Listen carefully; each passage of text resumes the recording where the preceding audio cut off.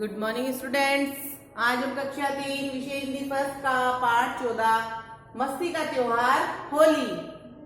होली जो त्योहार है हमारे देश का जो धार्मिक सामाजिक त्योहार है उसके बारे में आज हम पढ़ेंगे। उसका ध्यान देखो, होली के त्योहार क्यों मनाया जाता है, कैसे मनाया जाता है और किस दिन मनाया जाता है, इसके बारे में इस पाठ में अध्ययन करेंगे। सबसे पहले देखो ये समझ लेते हैं हमारा देश क्या है। भारत देश धर्म है ना, धार्मिक देश है। यहाँ पर सभी धर्मों को महत्व दिया जाता है। हिंदू, मुस्लिम, सिख, ईसाई सभी धर्मों के लोग यहाँ पर कैसे रहते हैं, तो आजादी से खुशी के साथ रहते हैं, अपनी इच्छा के अनुसार जीते हैं। और यहाँ पर सभी धर्मों के त्योहार मनाए जाते हैं। कौन कौन से धर्म है हमारे देश में, देखो हिंदू, मुस्लिम, सिख, ईसाई। और त्योहार कौन कौन से हैं हमारे, जो सभी लोग मिलकर मनाते हैं हमारे देश के मुख्य त्योहार, जो धार्मिक और सामाजिक त्योहार है, जो बिना जाति पाति के बंधन के मनाते हैं। ठीक है, दीपावली है ना, दशहरा, रक्षाबंधन, होली, ईद, बैसाखी है ना, ये सारे त्योहार, दशहरा, ये कैसे त्योहार है जो सभी खुशी के साथ मनाते हैं। और इनमें दीपावली भी हिंदुओं का प्रमुख त्योहार है और होली भी हिंदुओं का प्रमुख त्योहार है। ठीक है, होली मनाने के पीछे भी एक पौराणिक घटना है। हम ये त्योहार हर साल मनाते हैं, इसके पीछे भी एक कारण है, वही आज हम इस पाठ में पढ़ेंगे। देखो होली का त्योहार कब मनाया जाता है, फाल्गुन मास की पूर्णिमा को। कब मनाया जाता है, फाल्गुन मास। फाल्गुन हिंदी का महीना है, अंग्रेजी के महीने जनवरी, फरवरी, मार्च, अप्रैल, मई। और हिंदी के महीने चैत्र, भादो, बैसाख, सावन है ना, कार्तिक, पौष, ये क्या है, हिंदी के महीनों के नाम है। ठीक है, तो फाल्गुन जो महीना है, अभी कौन सा, मार्च का जो महीना है उसमें आती है ना होली, फरवरी और मार्च के महीने में है ना, या तो फरवरी के अंत में आ जाती है या मार्च के शुरू में आ जाती है होली का त्योहार। ठीक है, तो वो जब कौन सा मौसम होता है, फागुन का मौसम होता है, फाग होगा। ठीक है, तो उस समय ये त्योहार मनाया जाता है। और कौन सा, फाल्गुन मास की पूर्णिमा की तिथि के दिन ये त्योहार मनाया जाता है।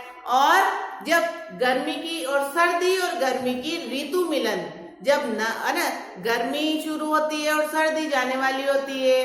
ठीक है, क्योंकि सर्दी के बाद ही कौन सा मौसम आता है, गर्मी का, सर्दी, गर्मी, बरसात, फिर वापस सर्दी, गर्मी, बरसात। जब सर्दी खत्म होने वाली होती हो और गर्मी शुरू होने वाली होती है, जो सुहावना जो मौसम होता है फाल्गुन का, वो तब ये त्योहार मनाया जाता है, होली का त्योहार।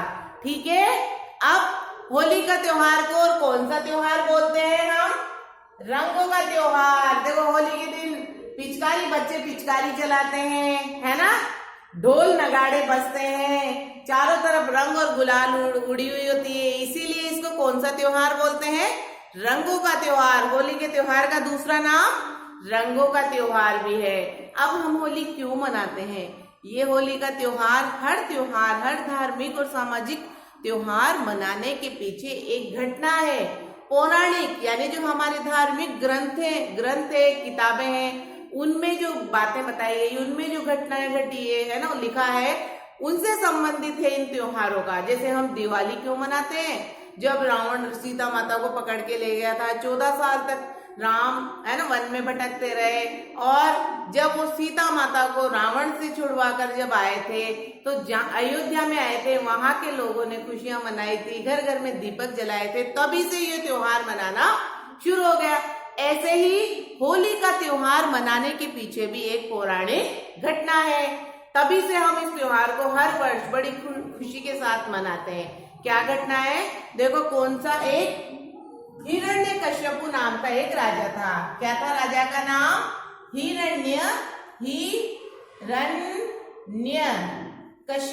उसका कश्यप भी बोल सकते हैं उसको, हिरण्यकश्यप, लेकिन आपके पाठ में कशिपु दिया हुआ है। ठीक है, उसका नाम हिरण्यकश्यप था, है ना, कशिपु नाम का एक राजा था।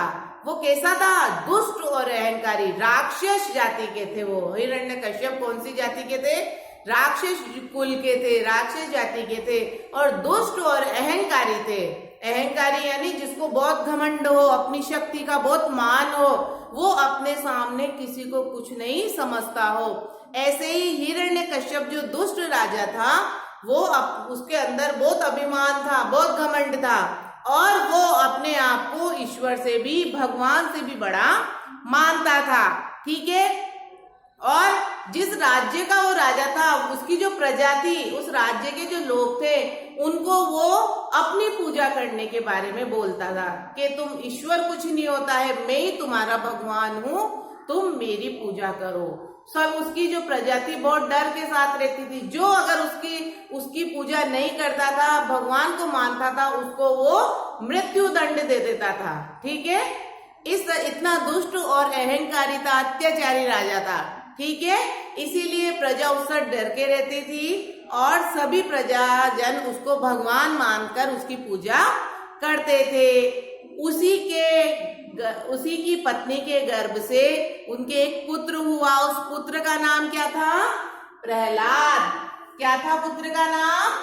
प्रहलाद। हिरण्यकशिपु का पुत्र का नाम क्या था? प्रहलाद। प्रहलाद नाम का उसका एक बेटा था। ठीक है। और प्रहलाद की जो माँ थी वो भी भगवान की, कौन से भगवान की? विष्णु भगवान की भक्त थी, लेकिन अपने पति के डर से वो उनका नाम केवल मन में ही लेती थी, उनकी पूजा नहीं करती थी। और उनका जो बेटा हुआ हिरण्यकश्यपु का बेटा प्रहलाद, वो ईश्वर का बहुत बड़ा भक्त था, ईश्वर की भक्ति करता था। वो अपने पिता की जगह भगवान को मानता था कि संसार को बनाने वाले कौन है? भगवान। और इंसानों को भी उन्होंने ही बनाया है। ठीक है। इसीलिए वो भगवान की भक्ति करता था, लेकिन उसके पिता को यह गवारा नहीं था, यह मंजूर नहीं था कि उनका बेटा भगवान को माने। इसीलिए उन्होंने बार बार उसको समझाने का प्रयास किया कि मैं ही तुम्हारा पिता, मैं ही यहाँ का भगवान हूँ, मेरी भक्ति करो, ईश्वर का नाम छोड़ दो। लेकिन फिर भी प्रहलाद भगवान की भक्ति करना उसने नहीं छोड़ा। तो हिरण्यकश्यपु ने अपनी बहन को उसको मारने के लिए बुलाया।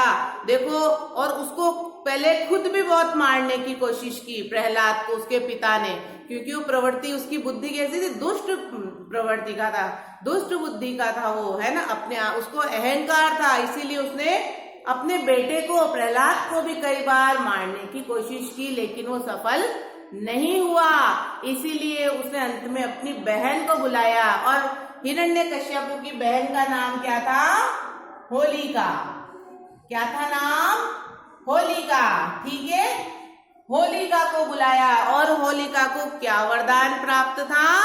उसको भगवान की भक्ति करके उसने ईश्वर से एक चुनरी प्राप्त कर ली थी वरदान में। चुनरी यानी ओढ़नी, ठीक है, जो सिर पर ओढ़ी जाती है, वो वरदान में उसने मांग ली थी। अगर वो उसको ओढ़कर अग्नि के ऊपर बैठ जाए तो भी अग्नि आग उसको नहीं जला सकती। यह वरदान होलिका को प्राप्त था। इसीलिए हिरण्यकश्यपु ने प्रहलाद को मारने के लिए अपनी बहन होलिका को बुलाया। ठीक है बच्चों, तो आज हम केवल यहीं तक पाठ का अध्ययन करेंगे। अब पाठ में आए इन शब्दार्थ और श्रुति लेखों का, शब्दार्थों का अर्थ समझते हैं। ठीक है। त्योहार, त्योहार का अर्थ क्या होता है? पर्व, फेस्टिवल। चुनरी, ओढ़नी। ठीक है। थाप, थाप का अर्थ क्या होता है? ताल। स्फूर्ति यानी चुस्ती, जो एक्टिव रहता है ना, चुस्त रहता है, वो स्फूर्ति का अर्थ है चुस्ती। खिसकना, फिसलना। लाभकारी, गुणकारी। अहंकारी, अहंकारी का अर्थ है घमंडी। भस्म, भस्म का अर्थ है राख। आपको शब्दार्थ में, हर पाठ के शब्दार्थ और श्रुति लेख आपको जो नोट्स में देती हूँ, तो प्रश्न उत्तर, शब्दार्थ और श्रुति लेख आपको अपनी हिंदी की कॉपी में करना है। और जो बुक वर्क है, जो किताब का कार्य है, वो किताब में ही भरना है। ठीक है। तो आज हम यहीं तक पाठ का अध्ययन करेंगे। अब इसके आगे का पाठ का अध्ययन हम नेक्स्ट वीडियो में करेंगे। Thank you.